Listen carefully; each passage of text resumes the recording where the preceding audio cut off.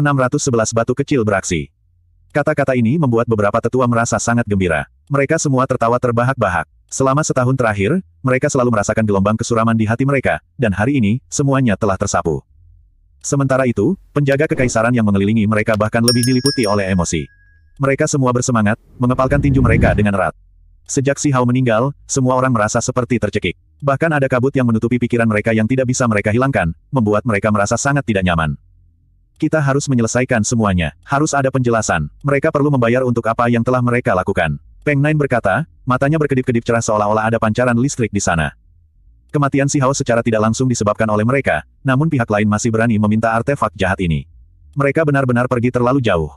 Sementara itu, hari ini, Si Hao kembali. Dia masih hidup dan penuh dengan keberanian dan dominasi. Apa yang akan ditakuti oleh seseorang yang berani melawan dewa? Ketika semua orang memikirkan apa yang akan terjadi, mereka semua merasakan darah mereka melonjak, membuat mereka merasa sangat bergejolak. Beberapa orang membawa beberapa batang tinta kertas dan potongan tulang. Si Hao tidak mengambil tindakan, membiarkan raja-raja tua mengurus semuanya. Mereka menulis hal-hal seperti bagaimana dia mengatakannya, mengembalikan kata-kata itu kembali, menjawab orang bodoh sesuai dengan kebodohannya. Malam itu, pengadilan terang benderang. Semua orang minum sampai mabuk, dan bahkan para penjaga kekaisaran yang melindungi tempat ini ikut bergabung. Mereka juga minum sampai kenyang dan pingsan di sini. Raja-raja tua ini tidak bisa mengendalikan diri lagi setelah minum, pecah menjadi gelombang tangisan dan tawa. Kaisar Batu telah meninggal, membuat mereka merasa sangat muram, tidak dapat menerima hasil seperti itu. Sekarang, mereka akhirnya dibebaskan dari depresi mereka. Semua orang pingsan karena minum. Hanya Si Hao yang duduk di sana, matanya menyala seperti tungku. Mereka tampak sangat cemerlang di malam yang gelap ini. Mereka menjawab. Di dalam sebuah rumah besar di kota kekaisaran Stone Country, seorang individu duduk di atas sajadah. Seluruh tubuhnya dikelilingi oleh cahaya kabur seperti dewa. Setelah membacanya dengan cermat, ekspresinya menjadi dingin. Negara batu benar-benar mendominasi. Apakah mereka benar-benar berpikir bahwa mereka dapat menguasai dunia hanya dengan beberapa ahli tertinggi? Itu tidak cukup bahkan di era ini tanpa dewa. Pada sore hari, para pengawal kekaisaran di istana menyampaikan pesan ke aula istana. Raja-raja tua sudah bangun sejak lama. Mereka sedang mengobrol dengan Si Hao dan King Feng dengan sangat gembira. Mereka semua tersenyum. Mereka menjawab begitu cepat. Raja Ming menerima surat itu, dan kemudian wajahnya sedikit tertunduk. Mereka memperingatkan bahwa yang tidak menyenangkan akan membawa bencana berdarah, kematian suatu negara. Apakah ini ancaman terakhir?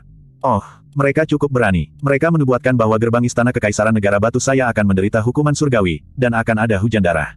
Setelah melihat surat itu, Si Hao tertawa. Namun, ada sedikit nada dingin dalam suaranya saat dia berkata, saya ingin melihat apa yang akan terjadi. Kemudian di sore hari, awan berdarah muncul di langit cerah dan tak berawan yang menutupi matahari. Itu sangat menindas karena perlahan-lahan mengelilingi istana kekaisaran. Itu datang. Mereka benar-benar tidak terkendali, berani mengambil tindakan seperti ini. Raja Perang marah. Ada yang tidak beres. Ini adalah energi pembunuhan yang dihasilkan oleh pengorbanan darah, dan sekarang telah ditarik oleh awan darah. Mungkinkah mereka ingin melakukan pengorbanan darah di istana kekaisaran negara batu saya? Tatapan Peng Nine seperti listrik. Langit bergemuruh dengan kebisingan. Awan darah itu sangat tebal. Itu disertai dengan suara petir, melepaskan garis demi garis kilat hitam, tampak sangat aneh. Itu mengejutkan penduduk biasa Stone Capital. Apa yang terjadi? Cukup banyak orang yang khawatir. Awan-awan itu turun lebih rendah dan lebih rendah sampai mereka akan menempel ke tanah. Mereka mengepung pintu masuk istana kekaisaran, seolah-olah bencana akan segera turun. Negara batu adalah tirani dan menentang surga. Hukuman surgawi akan turun. Setelah turunnya awan darah, suara yang luar biasa terdengar yang sangat bermartabat, bergema di langit. Di jalanan, beberapa orang mulai panik. Orang biasa paling takut dengan fenomena yang tidak diketahui ini. Mereka semua gemetar. Menyesatkan publik dengan kebohongan. Semuanya, jangan panik. Perhatikan bagaimana saya menebang kejahatan ini. Sebuah suara terdengar dari dalam istana kekaisaran yang bergema di langit. Sementara itu, tungku perunggu terbang keluar dari istana kekaisaran. Itu berputar dengan cahaya yang berapi-api dan melepaskan kekuatan surgawi yang menyala-nyala sebelum bergegas menuju awan darah itu. Namun, begitu tungku perunggu itu mendekat, awan darah itu mulai terbakar, melepaskan cahaya merah yang lebih dingin dan cerah. Itu seperti darah, membuat seluruh langit menjadi merah. Raja Ming terkejut. Dia terus mengoperasikan tungku perunggu, akan memperbaiki awan darah. Yang mengejutkan adalah warnanya menjadi lebih indah, membakar lebih ganas. Simbol menutupi langit dengan rapat, mengelilingi langit saat turun. Ini adalah formasi sihir kutukan berskala besar. Dia datang dengan persiapan. Itu mengandung aura buruk yang tak ada habisnya yang akan sulit untuk dihilangkan, kata Peng Nine. Benar-benar kejam. Dia sebenarnya ingin menggunakan kota kekaisaran sebagai pengorbanan darah. Apakah mereka ingin mengulangi tragedi wilayah banjir? Raja Perang sangat marah. Bagaimanapun juga, orang-orang yang datang sangat ganas. Mereka mengatur formasi besar untuk membawa bencana pembunuhan. Para ahli tertinggi yang hebat secara alami tidak takut akan hal ini, tetapi mereka mungkin tidak dapat melindungi semua orang di kota kekaisaran. Beberapa orang mungkin tenggelam dalam kabut berdarah, dan jika itu terjadi, darah pasti akan tumpah. Para ahli tertinggi akan bergegas untuk menerobos formasi besar pengorbanan darah ini. Pada saat yang sama, mereka akan menemukan orang yang mengendalikan formasi ini untuk membunuhnya. Tidak perlu, biarkan aku, kata Si Hao.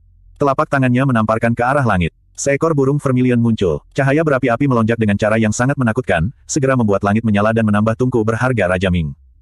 Di bawah suara cici, banyak simbol kutukan terhapus, dengan cepat menyebar. Sementara itu, sejumlah besar awan darah tersedot ke dalam tungku yang berharga dan dimurnikan menjadi abu.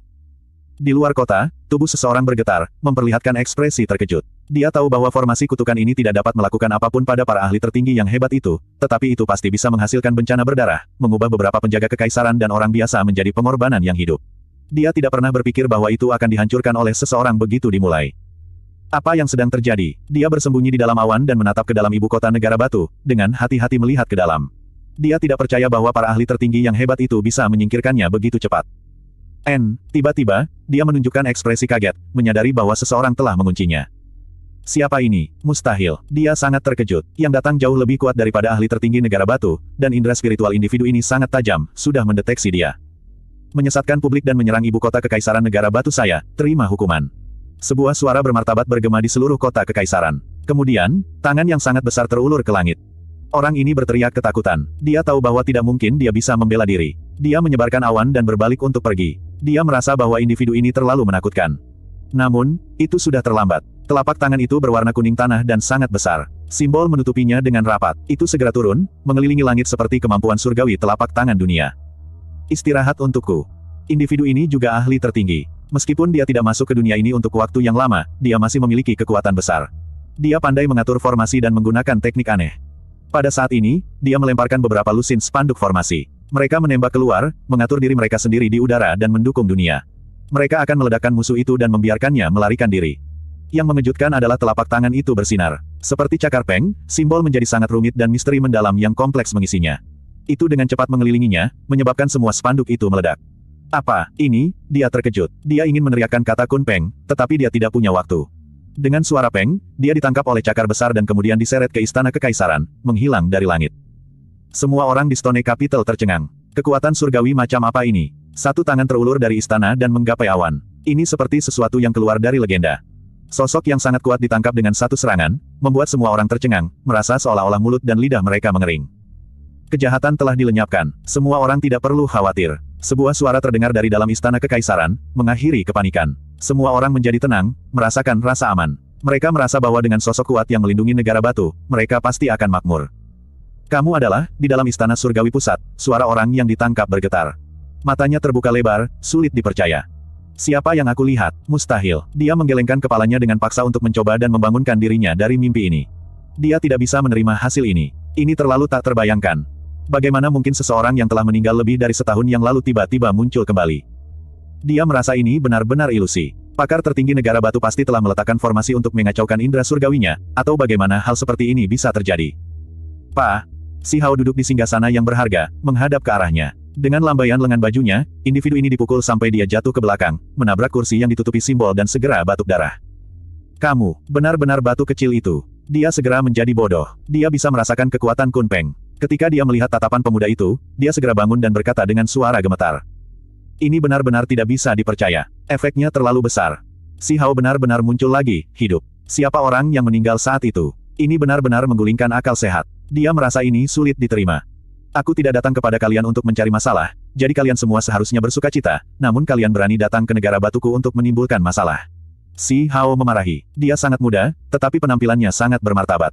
Wajah ahli tertinggi ini pucat pasi. Dia tahu dia sudah selesai. Dengan kekuatan bertarung batu kecil yang sebelumnya telah membantai para dewa, siapa yang masih bisa menghentikannya di dunia ini sekarang? Beberapa sekte besar bekerja sama untuk mengancam negara batu untuk mendapatkan tungku kosong, ini benar-benar seperti menendang pelat logam. Pasti tidak akan ada akhir yang baik bagi mereka. Bagaimana kamu? Bertahan. Dia merasa ini terlalu konyol. Seluruh tubuhnya menjadi dingin. Dunia ini tidak akan kesepian lagi. Sekarang setelah Si Hao kembali, badai besar pasti akan terjadi. Kamu hanya seorang tawanan. Kualifikasi apa yang harus Anda ajukan pertanyaan? Raja Ming memarahi. Si Hao sangat langsung. Dia mengulurkan tangan itu untuk meraihnya lagi, dan kemudian dia mencari lautan kesadarannya. Dia ingin melihat dengan tepat pihak mana yang ingin mengambil tindakan. Kamu, dia secara alami menolak. Keningnya pecah, hampir meledak. Si Hao dengan cepat menyegelnya, menghentikannya dari melanjutkan penghancuran diri. Yang agak disesalkan adalah ketika dia mencapai teknik berharga ras individu ini, dia masih tidak bisa mendapatkannya, karena ada batasan misterius dari ras mereka. Namun, dia masih bisa mengetahui sekte besar mana yang bergandengan tangan. Dia berkata pada dirinya sendiri, ada lebih dari apa yang saya pikirkan. Namun, ada beberapa karma yang harus aku selesaikan juga, jadi aku harus menghadapinya sekaligus. Garis energi pedang tersapu. Kepala ahli tertinggi ini jatuh ke bawah, terpotong. Roh primordialnya ingin melarikan diri, tetapi itu dihancurkan oleh seberkas energi pedang, benar-benar mati di sini. Di dalam istana kekaisaran, semua darah penjaga kekaisaran berpacu. Kaisar batu baru saja kembali, namun seorang ahli tertinggi yang kuat sudah terbunuh. Jenis metode ini membuat orang lain merasa sangat dihormati. Mereka semua tersentak kagum. Mereka tahu bahwa apa yang terjadi selanjutnya akan lebih intens. Kaisar batu pasti akan secara pribadi mengunjungi beberapa sekte besar abadi untuk meminta penjelasan, membuat apa yang dia katakan menjadi kenyataan. Raja-raja tua juga mengepalkan tinjunya. Dengan kembalinya Kaisar Batu, selain menjadi begitu kuat, dengan watak yang mendominasi dunia seperti yang diharapkan, semuanya baru saja dimulai. Seluruh dunia akan ditelan, dan auranya akan melahap gunung dan sungai. Saat ini, dunia luar berisik. Berita dengan cepat menyebar. Sebuah tangan besar terulur dari istana kekaisaran. Simbol berkedip-kedip, menyebarkan awan dan menangkap seorang kultivator yang kuat hidup-hidup. Ini menciptakan kegemparan besar. Beberapa orang tahu jenis ahli apa yang ditangkap. Mereka semua gemetar ketakutan, merasa seolah-olah ada yang tidak beres. Mereka semua mulai mengembangkan kecurigaan. Itu mungkin. Itu karena mereka merasakan aura yang akrab. Mereka semua mulai curiga dalam hati, merasa bahwa itu adalah kekuatan Kunpeng. Siapa di dunia saat ini yang bisa mengolah teknik ini ke tingkat ini? Mustahil. Batu kecil telah mati. Tidak ada seorang pun di dunia ini yang bisa mengolah teknik berharga Kunpeng dengan sempurna. Beberapa orang menggelengkan kepala, mengesampingkan pemikiran ini. Sebuah keributan pecah di dunia luar. Meskipun pertempuran ini singkat, namun memicu gelombang besar, karena beberapa orang tahu bahwa yang ditangkap adalah ahli tertinggi. Dia tertangkap dalam